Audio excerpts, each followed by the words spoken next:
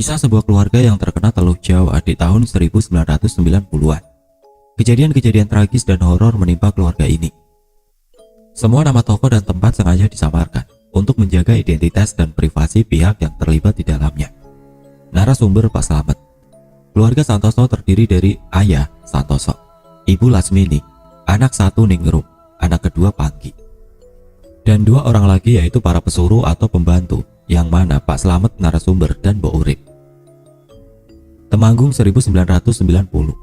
Santoso Sostro Miharjo, juragan cengkeh yang mapan kala itu, sudah 10 tahun terakhir ini sejak menikah dengan istrinya Lasmini. Dia meneruskan usaha milik mendiang ayahnya. Usaha cengkehnya cukup berhasil. Berbekal titel insinyur pertanian, Santoso sukses mengembangkan usahanya menjadi lebih besar. Dalam pernikahannya, Santoso dikaruniai dua orang anak. Anak pertama Ningrum 10 tahun dan adik laki-lakinya Panggi 5 tahun. Mereka semua hidup bahagia di sebuah rumah yang besar bergaya era 60-an. Maklum itu rumah warisan dari mendiang orang tua Santoso. Dia ini anak tunggal. Untung saja orang tua Santoso dulu tidak memanjakannya. Jadi ketika ditinggal, Santoso bisa dengan lancar meneruskan usaha peninggalan orang tuanya. Sementara di situ juga ada dua orang pembantu, yaitu Pak Slamet selaku narasumber sebagai tukang kebun dan Mbok Urip sebagai ART. Mereka berdua juga hidup dan ikut tinggal di rumah itu bersama keluarga Santoso. Temanggung sekira tahun 1991 sampai dengan 1992. Usaha cengkeh Santoso yang kian berkembang menuntutnya untuk memperluas lahan dan menambah satu gudang lagi. Lahan seluas 2000 meter persegi sudah berhasil didapatkannya, sementara dia masih harus menambah satu gudang lagi untuk penjemuran dan penyimpanan cengkehnya. Dan diliriklah satu bangunan luas, bekas gudang cengkeh juga, milik Pak Carik tetangganya. Dan bangunan ini juga hampir disita oleh bank. Pak Carik ini sudah meninggal, kini bangunan itu diwariskan kepada Bowo anaknya, beserta hutang-hutangnya. Bowo juga tidak meneruskan usaha cengkeh milik ayahnya.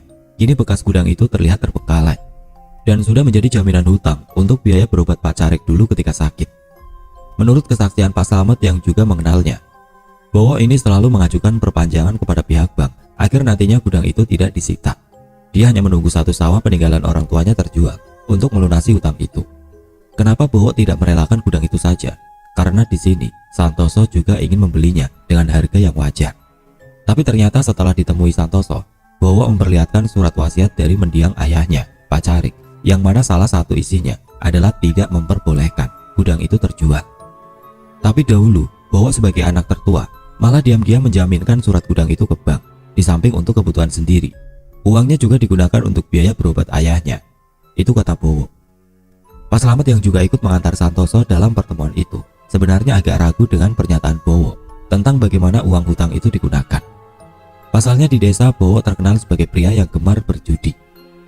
Singkat cerita, Santoso pun pulang dengan keputusan tidak bisa memiliki atau membeli gudang luas itu. Tapi dalam hatinya, dia sangat menginginkannya. Karena tempatnya yang bagus dan strategis. Di sini dia mulai memutar otak untuk tetap bisa memiliki gudang itu. Dihubunginya petugas bank, tempat Bowo berhutang. Kebetulan orang itu adalah temannya. Setelah Santoso menanyakan perihal tanah gudang itu, dia mendapat informasi kalau tagihannya sudah macet hampir 1 tahun dan akan disita oleh pihak bank. Tapi di situ, Bowo mengajukan perpanjangan dengan alasan akan menjual sawahnya untuk melunasinya. Tapi nampaknya perpanjangan itu batas tenggangnya juga hampir habis. Berbekal informasi itulah, Santoso bersabar dan memantau perkembangannya. Sembari mungkin dalam hatinya, dia berdoa buruk agar gudang itu disita dan dilelang oleh bank. Singkat cerita, sekira 1 tahun kemudian gudang itu akhirnya disita juga oleh pihak bank dan akan dilelang di kemudian hari. Kabar ini tentu cukup membuat Santoso senang. Dia benar-benar ingin memiliki gudang seluas 1700 meter itu. Berbekal kenalan petugas bank, di sini Santoso agak bertindak licik. Entah bagaimana dia bermain dengan petugas lelang untuk memenangkan proses perlelangan lahan gudang itu. Singkat cerita, hari pelelangan itu pun tiba dan sesuai prediksi, Santoso berhasil memenangkan lelang itu. Santoso menjadi pemilik sah dari tanah gudang itu. Tapi sekira beberapa bulan kemudian, setelah gudang itu digunakan oleh Santoso, mulai terjadi kejadian-kejadian yang lebih tepatnya dialami oleh semua orang yang menghuni rumah Santoso, termasuk Pak Slamet dan Mbok Urip. Pertama dialami oleh Pak Slamet dan Mbok Urip. Malam itu sekira pukul 1 malam, mereka berdua sama-sama mendengar suara langkah kaki Bakiak yang berjalan mengelilingi rumah. Tentu Pak Slamet dan Mbok Urip lah yang mendengarnya dengan jelas. karena tempat mereka tidur berdempetan dengan benteng rumah. Tepatnya di bagian paling belakang. Agak mustahil bila suara ini terdengar dari rumah utama, karena jarak benteng dan rumah agak jauh. Mbak Urip dan Pak Slamet yang tidurnya merasa terganggu, memutuskan untuk keluar dan memeriksanya. Suara bak-yak itu masih ada, yang kini berjalan menuju dekat tempat mereka berdiri. Dan akhirnya, sosok yang berjalan itu mulai terlihat. Wujudnya seperti orang biasa, namun rambutnya panjang. Sepertinya seorang wanita. Sosok itu sekarang berhenti, mungkin karena melihat mereka berdua yang sedang mengamati, namun dia tidak pergi. Pak Slamet segera mengambil kelewang untuk berjaga-jaga. Mbak Urip mengira itu orang gila. Siapa kamu? Lagi apa di situ? Kata Mbak Urip, tapi sosok itu hanya tidak menjawab. Terlihat tangannya saja yang sepertinya tengah menabur-naburkan sesuatu, sementara kepalanya menunduk. Untuk gambaran benteng dari rumah Santoso ini, tingginya hanya seukuran ketiak orang dewasa. Ya, jadi sosok itu terlihat separuh badan. Pak Slamet menghampiri sambil mengacungkan kelewang untuk menakut-nakuti, bermaksud mengusir orang itu. Sementara Mbak Urip ikut berjalan di belakangnya. "Hus, pergi kamu," kata Pak Slamet. Tapi orang itu tidak pergi. Kini terlihat tangannya menabur-naburkan sesuatu ke atasnya. Pak Slamet dan Mbak Urip mendekat dan menanyainya kembali. "Woi, pergi kamu orang gila," kata Pak Slamet. Mendengar itu, orang itu pun menoleh. Dan di sini, Pak Slamet dan Mbak Urip terkejut karena sosok itu tidak berwajah, sambil menabur-naburkan sesuatu di atasnya. Pak Slamet dan Mbak Urip pun berlari tunggang langgang menuju huniannya setelah melihat itu. Pak Slamet dan Mbak Urip meringkuk di balik pintu huniannya di belakang rumah. Di sini mereka sama-sama tidak yakin. Mbak Urip yang punya pengalaman melihat hantu berujar, "Untuk ukuran demit, itu terlalu nyata. Kalau hantu, itu transparan, Mat." Sementara menurut pengakuan Pak Slamet, sosok itu rambutnya terkibas-kibas tertiup angin. Entahlah apa itu. Keesokan hariannya Mbak Urip yang menyapu di luar benteng melihat ceceran tanah basah. Dia menyapu dan ternyata ceceran tanah itu hampir mengelilingi rumah Santoso. Lantas Mbak Urip segera membicarakannya dengan Pak Slamet. "Jangan-jangan tanah kuburan ya, Mat?" ujar Mbak Urip. Pak Slamet yang mulai mempunyai firasat buruk ingin menceritakannya kepada juraganya. Tapi rasanya percuma, karena Santoso ini orang berpendidikan, tidak mungkin peduli dengan hal-hal yang seperti itu. Meskipun Pak Slamet ini orang kepercayaannya dan umurnya hampir sebaya, dia tetap memutuskan untuk tidak menceritakan semua ini kepada Santoso juraganya. Tepat malam harinya, terjadi hal aneh kepada salah satu pegawai di gudang cengkeh baru milik Santoso. Sebut saja Agus. Tiba-tiba saja malamnya Agus sowan ke rumah juraganya Santoso. Dia mengundurkan diri dan meminta sisa gajinya. Santoso mencoba bertanya apakah dia ada masalah dengan teman sejawatnya. Tapi nampaknya Agus tidak mau mengatakan apa-apa. Dia hanya ingin mengundurkan diri dan meminta sisa gajinya. Tapi di sini ada yang agak aneh. Menurut Pak Slamet, Agus terlihat pucat dan tidak mau memandang wajah Santoso. Matanya selalu melihat ke bawah. Akhirnya Santoso pun memberikan sisa gajinya dan mempersilahkan Agus untuk mengundurkan diri dari pekerjaannya. Padahal di sini posisi Agus sudah cukup enak. Dia sudah jadi mandor. Santoso yang ingin tahu apa yang terjadi pun menyuruh Pak Slamet untuk menyelidiki masalah ini. Singkat cerita, selang hari Pak Slamet menanyai semua pegawai di gudang itu, dan hasilnya tidak pernah ada masalah dengan Agus. Bahkan Mbak Lela bagian keuangan juga sempat dipanggil oleh Santoso dan tidak ada juga masalah keuangan. Santoso pun pasrah dan melupakan itu semua. Hari pun berlalu, tapi di sini Pak Slamet masih penasaran dan mempunyai firasat lain tentang keluarganya Agus.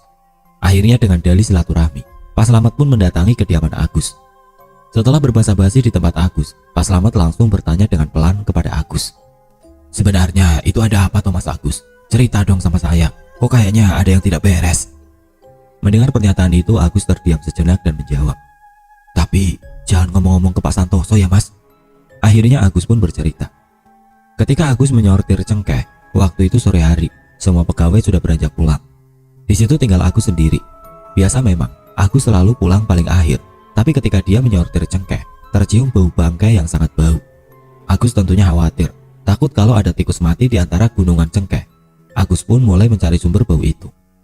Lama sekali dia mencari karena gudang itu memang cukup luas, dan akhirnya dia menemukan sumber bau itu, tepatnya di antara tumpukan karung cengkeh.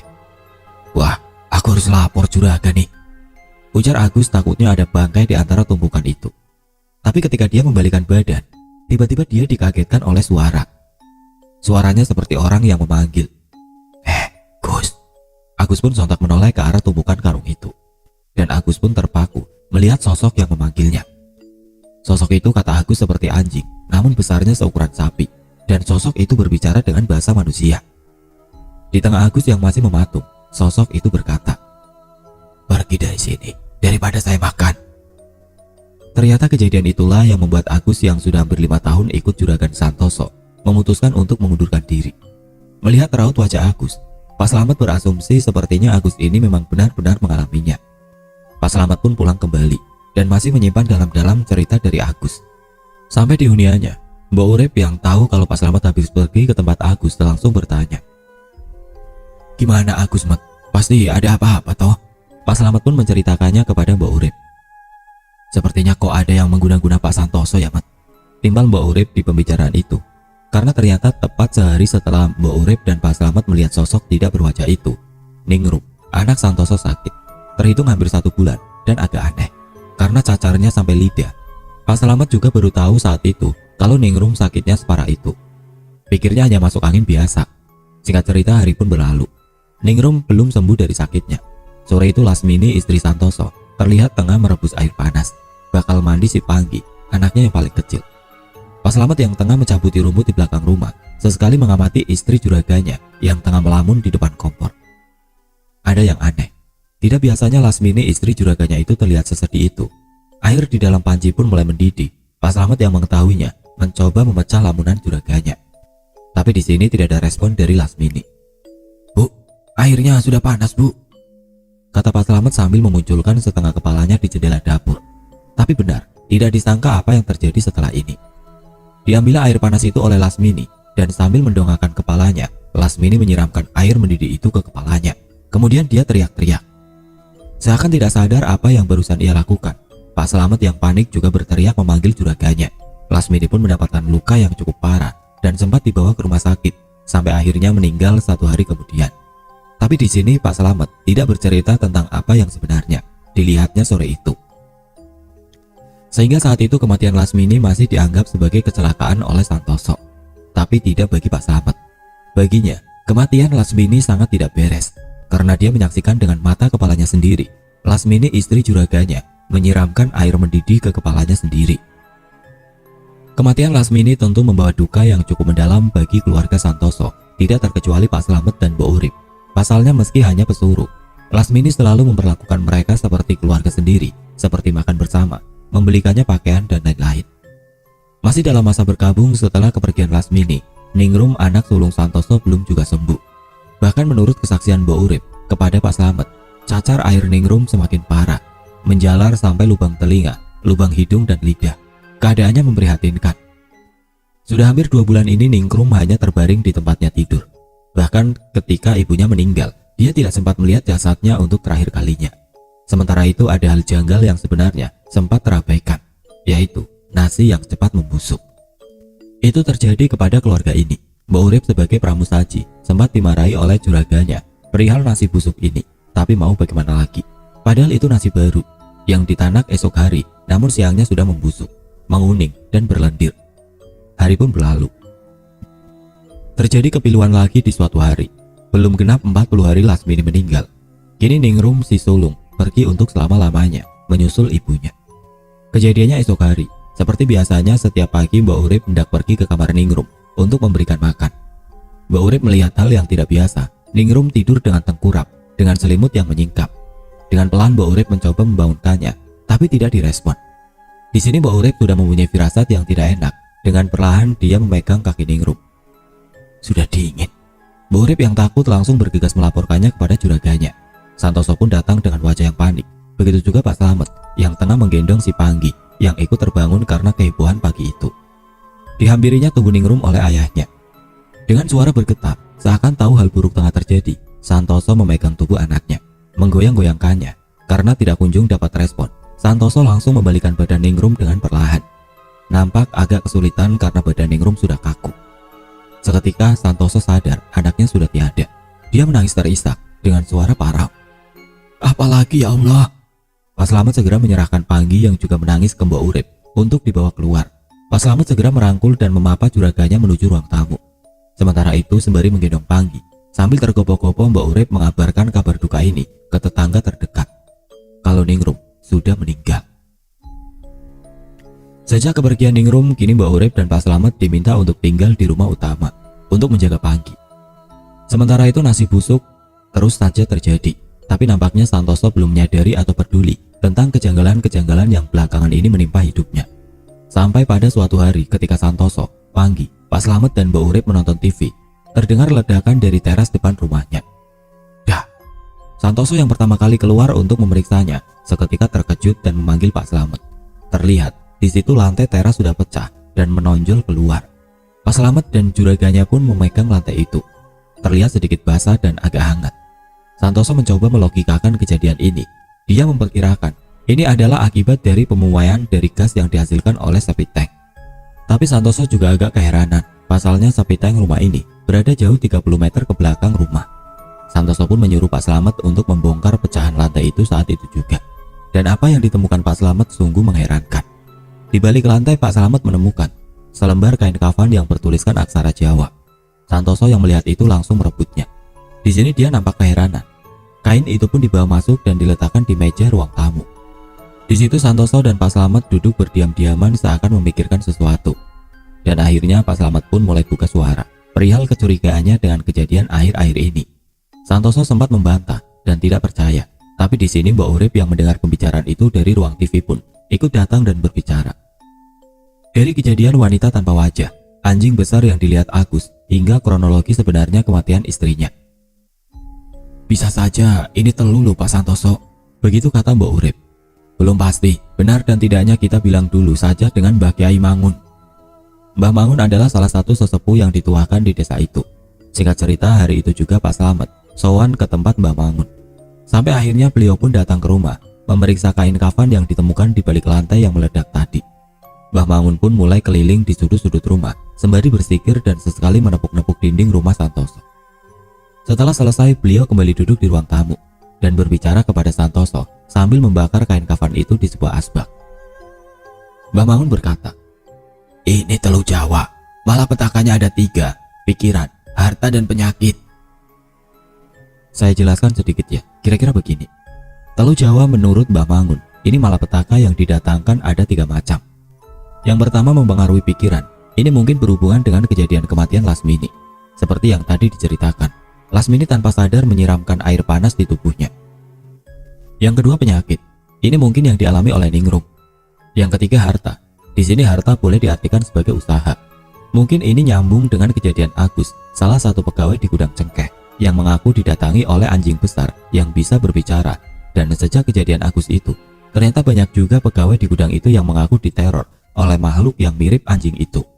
Dan ternyata juga satu persatu, pegawai di gudang itu mulai mengundurkan diri karena takut. Dengan ini, tentu akan mempengaruhi usaha cengkeh milik Santoso. Di sini Santoso mulai berpikir dan menuduh siapa orang yang mengirimkan telu ini. Jangan-jangan Bowo, batin Santoso. Tapi entah kenapa Mbah Mangun buru-buru berpamitan saat itu. Besok, aku kesini lagi, kata Mbah Mangun. Malam ini tentu mereka tidak akan bisa tidur nyenyak, terutama Santoso yang terlihat duduk di ruang tamu, sembari membuka catatan keuangannya. Sementara Mbak Urip terlihat tertidur bersama Panggi di depan TV. Pak Slamet yang melihat juraganya belum tidur pun berinisiatif menawarkan kopi. Santoso pun mau, dan mereka pun duduk berdua di ruang tamu itu. Santoso yang terlihat kalut dan tidak fokus, seketika langsung berkata, "Kalau aku mengira, ini ulah Bowo Thomas," kata Santoso kepada Pak Slamet. Pak Slamet pun hanya menjawab, "Bisa saja mas, tapi kita harus mikir gimana caranya membentengi rumah ini." Sampai akhirnya percakapan itu berakhir dan mereka beranjak untuk tidur. Santoso tidur di kamarnya dan Pak Slamet tidur di kursi sofa ruang tamu itu. Beberapa jam kemudian, sekira jam 2 malam, Pak Slamet yang sebenarnya masih tidur ayam, pandangannya dialihkan oleh sosok yang tiba-tiba terlihat duduk di depannya. Pak Slamet yang kaget segera beranjak dan duduk. Sembari mengusap matanya, Pak Slamet terus memandangi sosok yang berada kira-kira 2 meter dari tempatnya. Karena suasana agak gelap, sosok itu tidak terlihat jelas, hanya bayangan hitam yang nampak duduk mematung di kursi itu. Dengan terbata dan berbisik, Pak Slamet berkata, "Mbok, lagi apa?" Pak Slamet mengira sosok yang duduk itu adalah Mbok Urip. Tapi setelah Pak Slamet bertanya pada sosok itu, dengan perlahan sosok itu mendongakkan kepalanya. Dan terlihat, kini wajahnya yang terang. Entah apa yang menerangi wajahnya itu. Di sini Pak Slamet yang terpaku tapi masih mencoba berani. Dengan terbata-bata Pak Slamet berdoa sebisanya sambil terus memandangi sosok itu dengan secuil keberaniannya. Semakin terlihat jelas sosok itu rambutnya panjang terurai, tanpa wajah, tapi memiliki mulut. Sosok itu sedikit maju mengarahkan telinganya, seakan menyimak Pak Slamet yang tengah berdoa dengan terbata-bata. Dan dengan nada mengejek namun berbisik, sosok itu berkata pada Pak Slamet, "Kau belibet, Mat. Apa perlu aku bantuin berdoa?" Seketika Pak Slamet tubuhnya gemetar mendengar kata-kata itu. Dia ingin lari, tapi tubuhnya sulit untuk digerakkan. Sementara sekarang Pak Slamet menunduk, tidak mau melihat sosok itu lagi. Dan beberapa saat kemudian, "Salam buat majikanmu ya." Sosok itu berkata lagi, kemudian menghilang. Tanpa sadar Pak Slamet yang ketakutan ini sampai kencing di celana.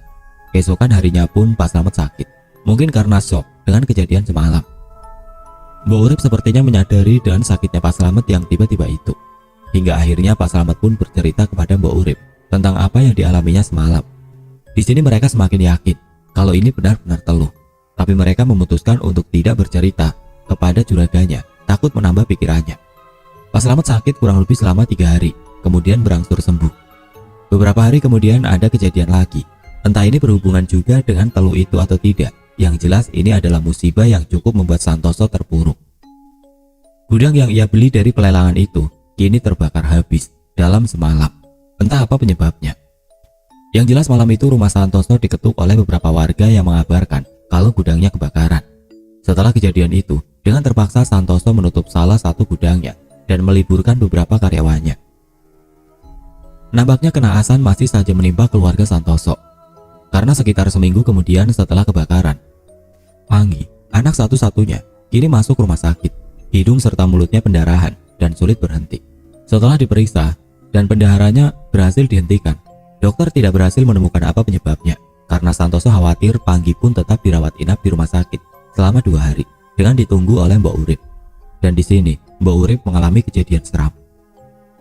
Kejadiannya di malam kedua ketika Mbok Urip menunggui Panggi di rumah sakit. Malam itu entah jam berapa, Mbok Urip yang duduk ketiduran di ranjang Panggi. Dengan kepala yang merebah ke tangannya yang menyilang. Dalam tidurnya yang sebenarnya kurang nyaman itu, tiba-tiba Mbok Urip merasa ada yang membelai-belai kepalanya. Karena dikira Panggi, Mbok Urip seketika membangunkan dirinya. Dan dengan setengah kantuk dia berkata, "Ada apa, Mas?" tanya Mbok Urip kepada Panggi. Tapi di sini Mbok Urip heran, karena Panggi terlihat tertidur nyenyak dengan posisi miring membelakanginya.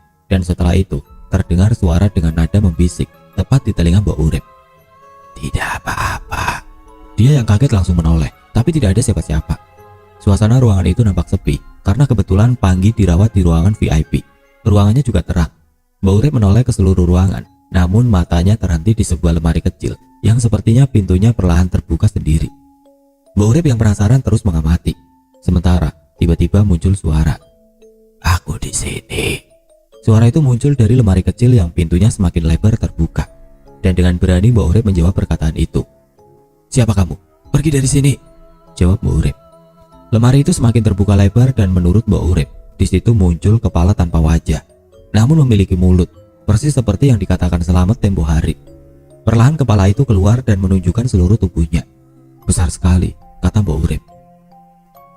Tingginya hampir menyentuh langit-langit. Sepertinya sosok ini wanita. Jemarinya panjang, begitu juga kukunya menggeliat seperti menari. Dan beberapa saat kemudian, dengan lantang sosok itu berkata, "Aku sang bernyawa, aku mau jenguk." Melihat Panggi yang terbaring, Mbok Urip mencoba untuk tidak gentar dan berkata, "Tidak perlu, pergi kamu dari sini," jawab Mbok Urip sambil memegang pispot logam di tangannya. Tapi sosok itu malah tertawa-tawa. Mbok Urip yang sudah kacau balau pikirannya pun melemparkan pispot ke arah sosok itu sambil berkata, "Allahu Akbar," dan sosok itu pun hilang. Mbok Urip pun menangis meringkuk di lantai. Di sini sebenarnya Mbok Urip merasa sangat ketakutan. Ternyata gangguan itu belum selesai. Beberapa saat kemudian Mbok Urip dibuat semakin menangis ketika mendengar suara wanita bernyanyi lagu Jawa. Suaranya merdu dan mendengung di ruangan itu. Mbok Urip menutup kedua telinganya. "Sudah, tolong sudah."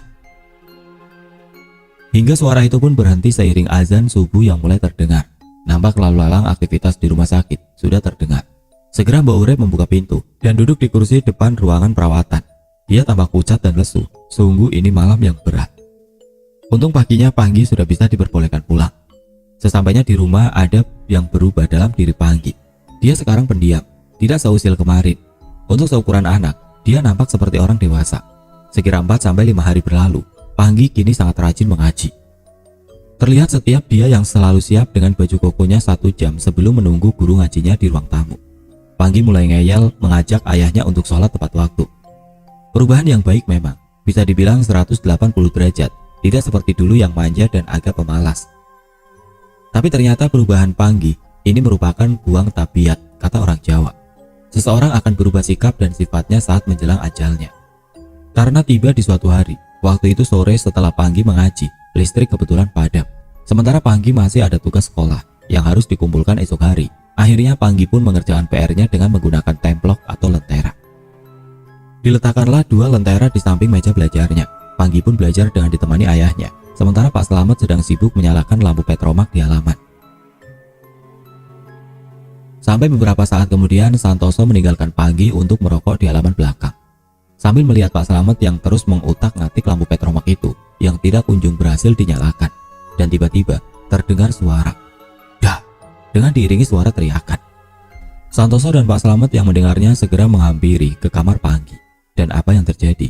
Di situ kepala Panggi sudah berkobar dengan api. Panggi terus berlari tidak berarah di kamarnya sambil teriak kesakitan. Di sini Santoso langsung mengambil selimut dan melungkupkan ke kepala Panggi. Tapi setelah dibuka, nampaknya api belum juga padam. Dan dari belakang, Mbak Urip memeluk Panggi dengan handuk basah. Api pun padam, tapi nampaknya Panggi sudah terluka cukup parah dan segera dilarikan ke rumah sakit. Tapi 2 hari kemudian Panggi meninggal, menyusul kakaknya Ningirung dan ibunya Lasmini. Setelah sempat kesulitan bernapas karena paru-parunya telah dipenuhi dengan asap, kata dokter. Kejadian itu sangat cepat. Bagaimana caranya lentera yang ada di samping mejanya itu pecah dan mengenai kepala Panggi? Itu pun masih menjadi misteri. Kejadian itu pun semakin meyakinkan Santoso tentang teluh yang kejam ini. Lantas bagaimana kabar Mbah Mangun yang dulu ingin datang lagi ke rumah? Nah, ternyata sejak kejadian sore itu Mbah Mangun sempat sakit. Menurut cerita Pak Slamet, Mbah Mangun sempat bertarung dengan sosok jin wanita tanpa wajah itu. Kita sebut saja Samber Nyowo. Tapi di sini, Mbah Mangun menganggap teluh ini terlalu kuat kalau harus dihadapinya seorang diri. Karena inilah, Mbah Mangun tidak menepati janjinya untuk datang di kemudian hari. Kembali ke cerita, masa berkabung kepergian Panggi masih hangat, belum sampai 7 hari. Di sini Santoso nampak gusar dan marah. Dia sama sekali tidak berkonsentrasi dalam membaca tahlil untuk anaknya. Sampai akhirnya Santoso terlihat agak berlari menuju belakang rumah. Mbak Urip yang berpapasan di dapur segera memberitahukan itu kepada Pak Slamet.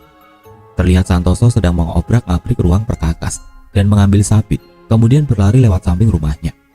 Pak Slamet mengejar sambil memberitahukan itu kepada warga yang masih berada di rumah selepas tadi acara tahlilan.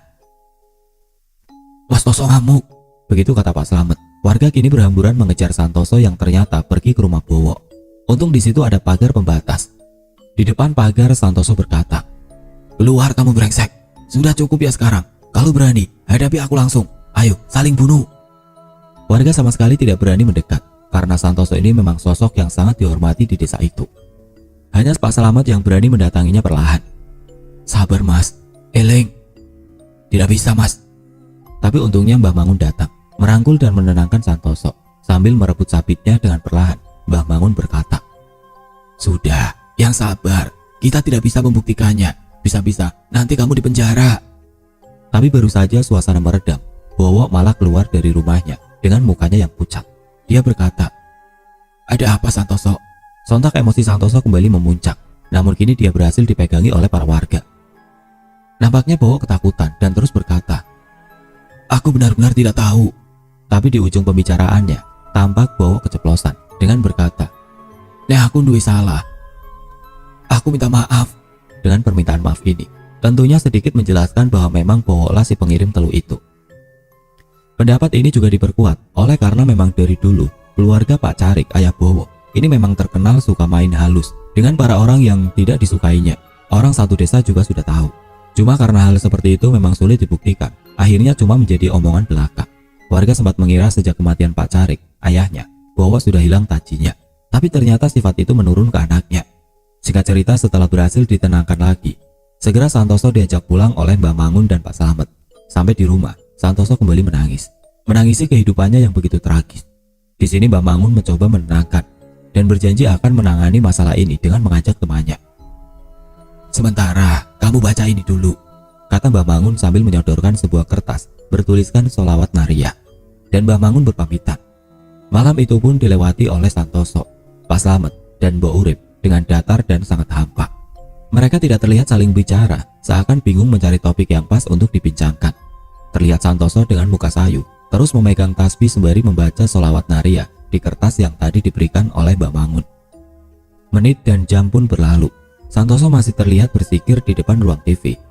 Sementara Pak Slamet sedang merokok di belakang rumah dan tiba-tiba terdengar sayup-sayup suara wanita bernyanyi dengan syair Jawa. Pak Slamet langsung buru-buru masuk ke dalam rumah. Mbak Urip yang sepertinya juga mendengarnya terlihat berlari kecil dari paviliumnya menuju rumah utama. Sementara mereka berdua menemui juraganya yang nampak kaget karena Santoso juga mendengar suara itu. "Dengar gak Mas, Mbok?"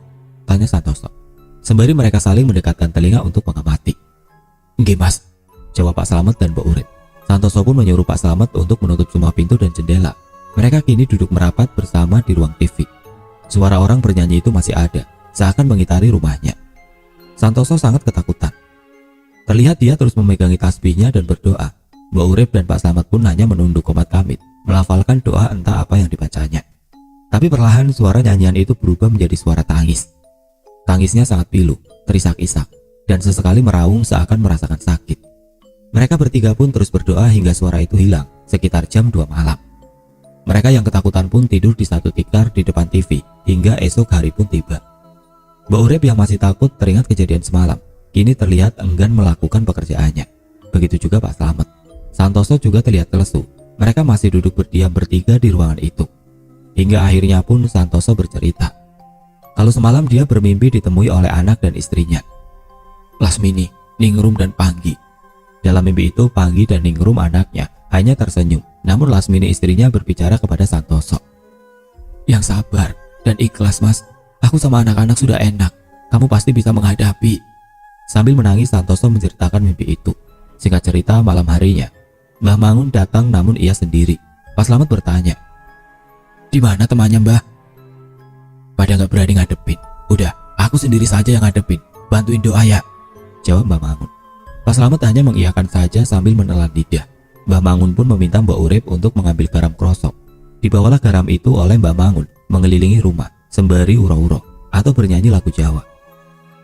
Santoso, Pak Slamet, dan Mbak Urip hanya diam menunggu di dalam rumah. Setelah selesai, Mbah Mangun pun masuk lagi ke dalam rumah, dan di sini beliau sedikit bercerita.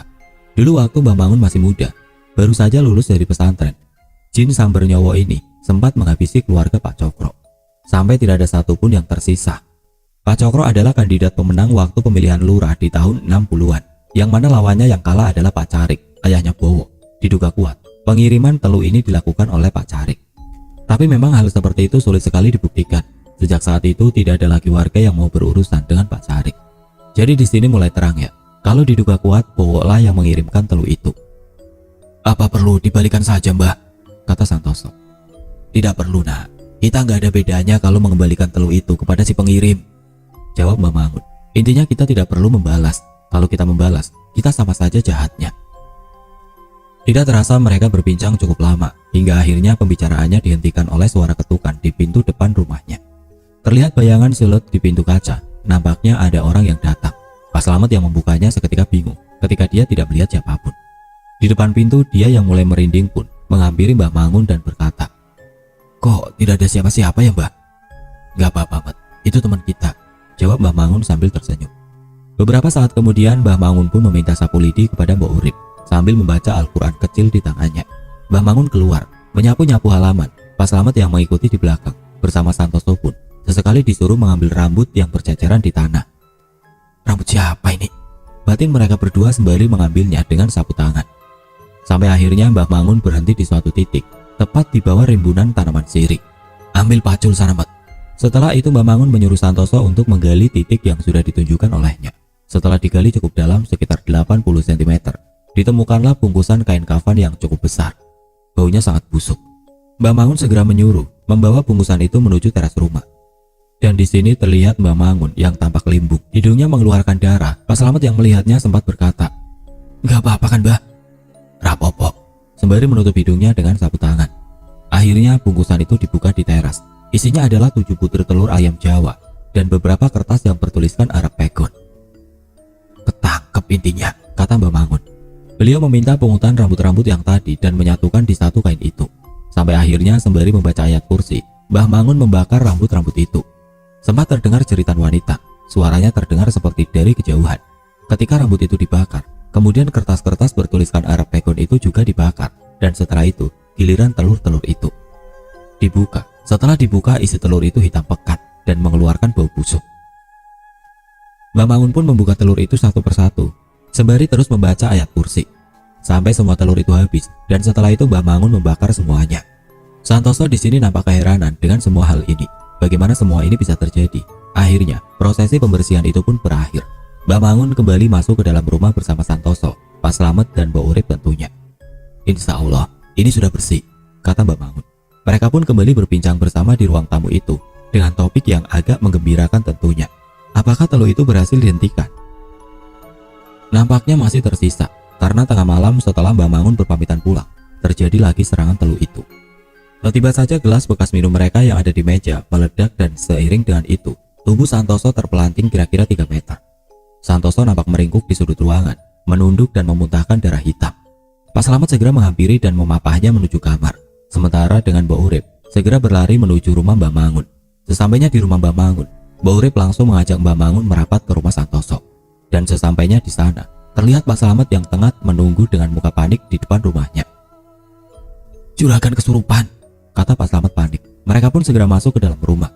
Di situ terlihat Santoso sedang merangkak, tapi tidak dalam penglihatan Mbah Mangun, karena di sini beliau sama sekali tidak melihat Santoso, melainkan rupa jin samber nyawa itu. Bangun, bangun, kata sosok jin yang berada dalam raga Santoso itu dengan suara yang lemah dan parau.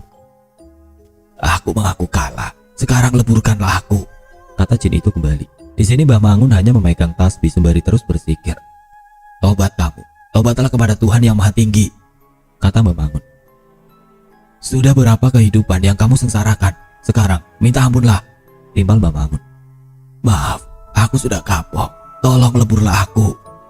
Pak Slamet nampak takut sekaligus heran. Santoso juraganya yang waktu itu berusia 45 tahunan itu tampak sangat tua ketika kerasukan. Tampaknya kehebohan di rumah Santoso ini terdengar oleh warga sekitar hingga ada beberapa yang berdatangan. Aku mengaku kalah, sekarang leburlah aku, kata jin yang ada dalam tubuh Santoso itu kembali. Akhirnya Mbah Mangun mulai membacakan ayat-ayat ruqyah dan mengeluarkan jin yang ada di tubuh Santoso tersebut. Namun ada satu kata yang terucap sebelum jin itu keluar, yaitu aku ra iso mati. Sampai akhirnya Santoso pun kembali sadar dengan memuntahkan cairan hitam yang berbusa. Dan disinilah telu ini telah benar-benar berakhir. Telu Jawa ini dahulu dikenal dengan nama telu pring sedapur, dengan media jin yang dikirim untuk memberikan penyakit dan mempengaruhi pikiran yang dituju. Biasanya tidak ada yang berhasil selamat dari telu ini. Nyatanya kurang dari setahun keluarga Santoso habis, namun di sini Santoso berhasil selamat. Di tahun 1994-an, Santoso menutup bisnis cengkehnya dan beralih ke usaha lain, serta sempat menikah lagi, memiliki 1 anak dan beliau meninggal di tahun 2014-an. Mbok Urip bukan nama sebenarnya.